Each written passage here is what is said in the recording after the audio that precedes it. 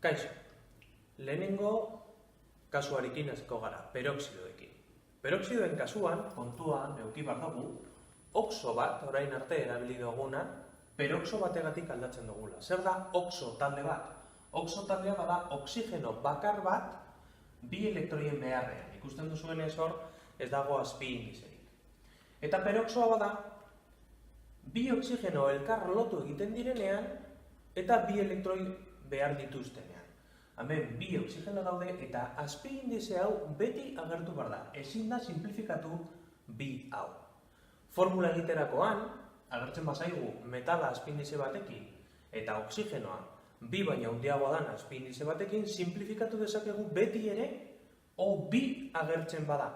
Peroxoa O2 delako. Ulertuta, ez dugu simplifikatzea. Izendatzeko bi modu erabiliko ditugu, tradizionala eta sistematikoa. Tradizionalean, oxidoen bezala egingo dugu, orain arte ikasi ditugun oxidoen sistematika guztia erabiliko dugu, baina peroxido hitza erabiliko dugu. Ez dugu esango oxidolitiko, esango dugu peroxidolitiko, orain ikusiko dugu adibidea. Eta sistematikoan, oxidoak bezala esango dugu, eta per ez dugu erabiliko. Sistematikoan, per ez dugu erabiliko. Adibideak ikusiko ditugu. Peroxido litiko. Etortzen da litioa soberan daukan elektroiarekin. Eta topatu egiten du peroxo bat. Gogoratu, peroxo honek azpi indizea eduki behar duela. Eta bi elektroi behar ditu. Litioak elektroi bakar bat eman alduenez, bi litio behar ditugu peroxo honek dituen beharrak asetzeko. Orduan, litioak botako du elektroi bat, beste litio batek botako du elektroi bat, eta obi honek hartuko ditu elektroi horiek.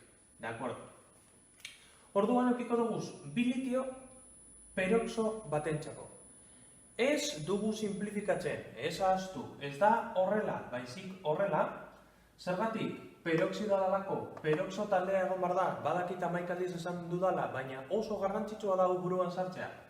Peroxidoekin ari garenean, obi agertu behar da. Hortaz, ariketak egiterakoan, alako zehozera arraro ikusten badugu, simplifikagarria zen zehoz ikusten badugu, baina ez badago simplifikatuta, ez da gari txarto idatzi duela.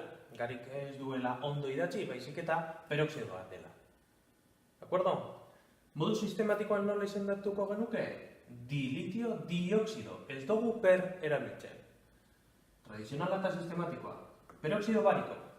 Badatorkigu barioa bere bi elektroiekin, eta peroxoak etortzen da bere bi utxuneekin.